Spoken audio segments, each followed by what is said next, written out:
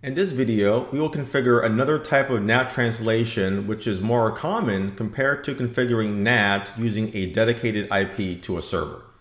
We will configure port forwarding using the WAN IP of our firewall and not using a dedicated IP address. So when someone from the outside tries to access our web server this time, they will use the IP of our WAN-facing interface followed by a port number. From the firewall, it will have a port mapping to our web server, so that session will be established that way. So to do this, under VIPs, we will create a new VIP. Let's go ahead and do that. And very similar to what we did before, we will enter a name for this new VIP. Okay. And the translated address will reside from our WAN zone. So we will select the WAN facing interface.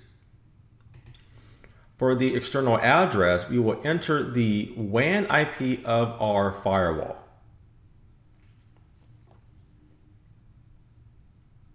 And we're going to copy it and apply it over here. Okay, for the mapped IP address, we will enter the IP of our web server.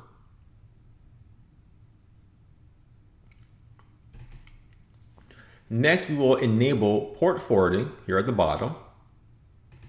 Okay, so now our web server. So we know that it is only listening on TCP port 80 or HTTP. However, we want anyone that is connected on the lab internet cloud to use a different port number when accessing our web server. So we will use, we will actually map TCP port 8080 from the outside to TCP port 80 that our web server is only configured for. So to make those changes, we need to make sure that TCP is selected for the protocol, which is right up here, since HTTP is a TCP-based application. That's important.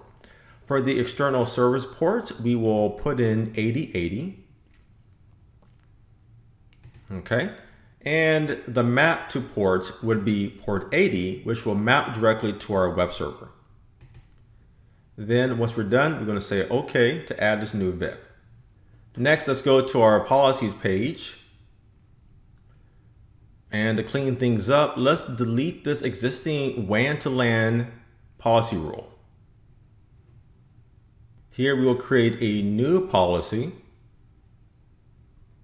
Okay, and within this policy, any communication from the lab internet connected off of our WAN facing interface, communicating into the LAN interface, the source will be for any IP address on our lab internet cloud, and the destination address will be the new VIP that we created. For the service, we will select HTTP. Now this can be a little confusing because logically it should be TCP port 8080. However, the FortiGate is only looking at the mapped port, which is port 80 for a security policy. And further on, we're going to disable NAT as our VIP is already configured to do NAT port forwarding and we don't want to do any additional NAT. And that is everything. So let's go ahead and add this new policy. For testing, let's go back to our internet computer and let's open a web browser. Okay, and for the address, we will enter the WAN IP of our firewall followed by our port number of 8080. And doing that, we are connected to our web server. We can view this active session by going back to the policy monitor page.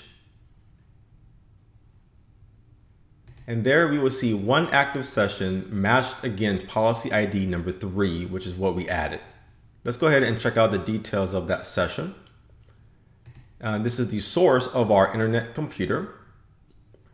Okay, and there, let's move to the right. And there we can see the details of that session. So you will see that the destination port on the very far right is 8080, which is what our internet computer used for accessing that web server. However, since we configured port forwarding, it was mapped to port 80, the port that our web server is listening on. So that map port is reflected as the destination NAT port. It was this mapped port that we needed to allow within our security policy and not 8080. So that is how you can configure port forwarding on the FortiGate firewall.